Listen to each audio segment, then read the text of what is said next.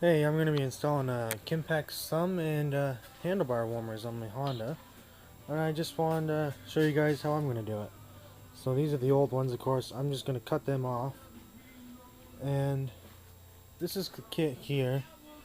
Came in this package here. It's fairly inexpensive, pretty good deal, and it gives you kind of a straightforward diagram for each one. And you have two resistors. I've never seen this before, but I'll just follow the instructions. Kind of hard to see there.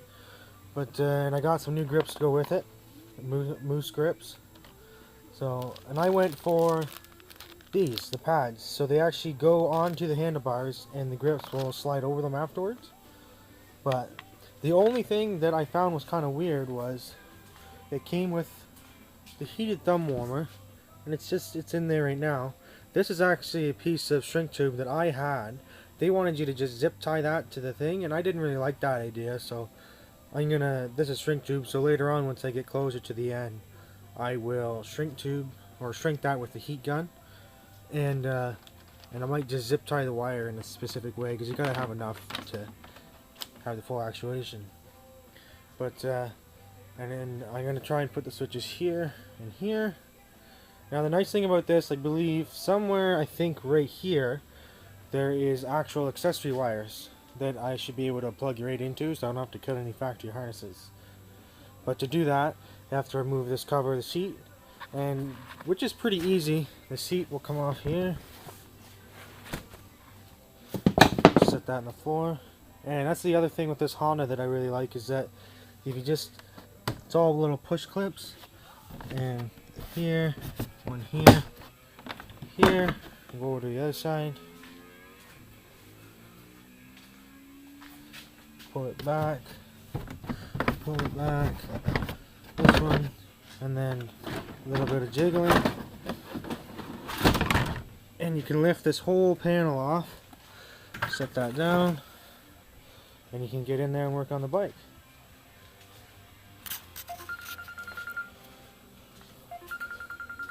So, right there. So, I'll be back in just a moment after I test these to make sure I've got the right ones, and we'll continue on. Okay, so I've jumped ahead quite a bit here, and what I actually thought was going to be a switched ignition power, these guys here, right here, you can see they've got like a wax coating on the end of them. It was actually pretty smart in how they've done it, but the only thing is that it's a constant power, like battery source power. So that's no good. I could probably make it work with a relay, but I don't really want to go into all of that. So what I've done is I've pulled the cover off of the headlight here, pulled the headlight out. It's real simple, just pops out. 2 screws to pull the shroud off and a couple of push clips. But what I'm going to do, because this right here, this red wire, is a switched ignition power that I use when I put my winch in.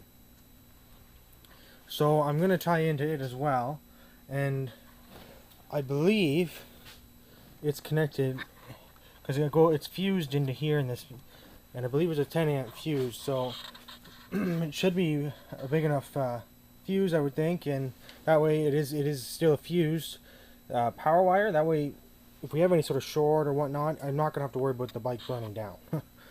So, but these are what I use here. They're shrinkable butt connectors. It's still not as good as soldering your connectors together, but this is what I'm going to do.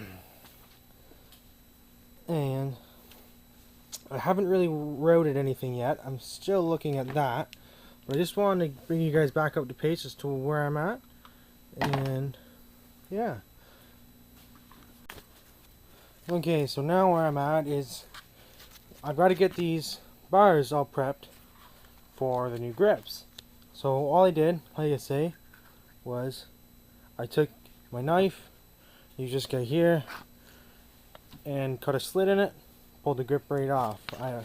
I'm now using, what is this, 100 grit, and I'm just going along it, just clean it up. I went a little too much there, bare metal, but that's alright. The grip's going to cover it all up anyhow, but it's got to be all clean. And then I've taken some brake clean with a rag and wiped it down.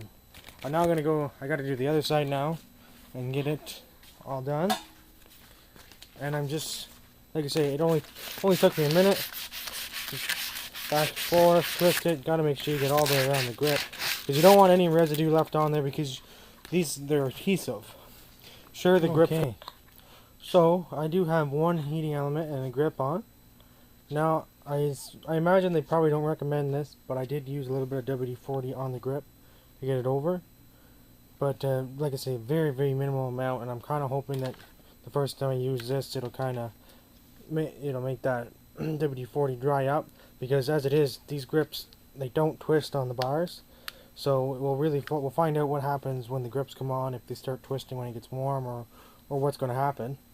If they start to twist, I'll have to take them back off and put glue on with them. But as of right now, I'm pretty happy with the way it's turning out. But I'll just give you a quick rundown of how I put it on. So it was actually pretty straightforward. So here's the grip, and it just has this like thin paper, but you just peel that white piece off and you wrap it up. Now what I did was I held, this is the old grip, but I held the new grip up fairly close to see how far it goes on, because the new grips, as you can see, they don't go all the way to, which is fine, because you never really have your hand up against it like that. So I held it up there to see where it's going to go, and then I did that placement, and I also made sure the wires are coming out this way, facing towards the bike. And then you just simply wrap, as you peel it off, I just went like this and wrapped it all the way around and stuck it on.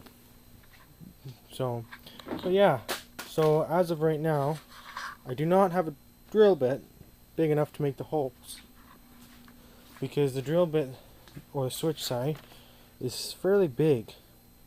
And I like these switches though, because it'll look like a nice clean install right into the dash. I'm thinking right there and right there, and they'll push right in, and that's the end of story. Okay, so it's the next day now, and I went to Princess Auto, picked up the drill bit that they said we needed, and this is what it looks like with the first one installed. I don't think that's bad. Right there in the dash, easy to get to. So what I've done is I've drilled a pilot hole, and then here's the bit, quite big. But let's see if I can't do this one-handed. Got to get it in the. Just go easy. Very thin plastic, so.